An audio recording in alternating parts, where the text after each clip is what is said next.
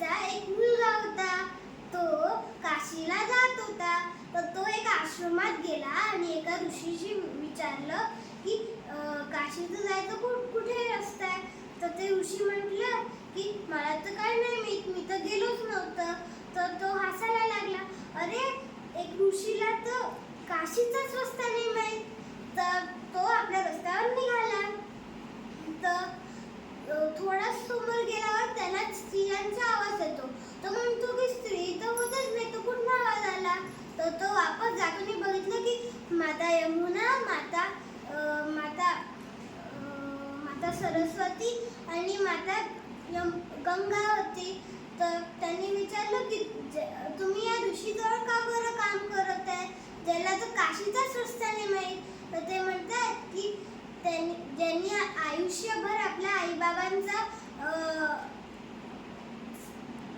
सेवा केली आहे, तर आम्ही त्याच्याकडे कसं काय नाही राहू. तर तो म्हणतो की त्यांना तर काशीचाच रस्ता नाही माहीत. तर काशीचा रस्ता नाही माहीत तर असं काही नाही असते, पण त्यांनी आयुष्यभर आपल्या आईबाबांची सेवा तर केली ना, तर त्याला काशीला जायची काय गरज. तर त्याला हे वाटतं की मी तर माझ्या बाबा आईला तर सोडून गेलो. तर तो वापस जातो घरी आणि आईबाबांना घेऊन काशीला निघतो. आणि मग तेव्हापासून तो आईबाबांची खूप सेवा करायचा.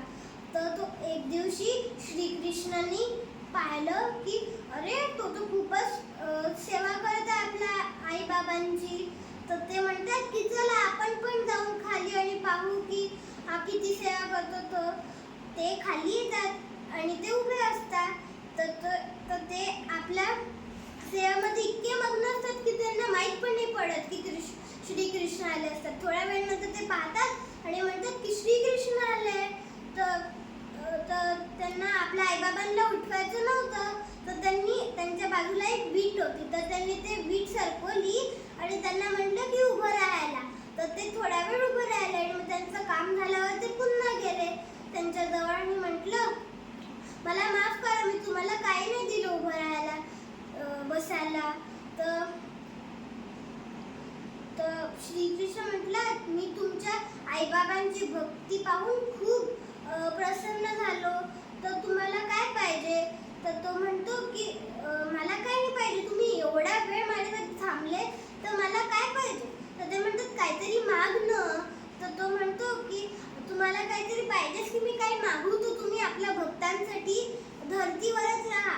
तर ते म्हणतात ठीक आहे. तर तेव्हापासून ते पंढरपूरमध्ये राहायचे आणि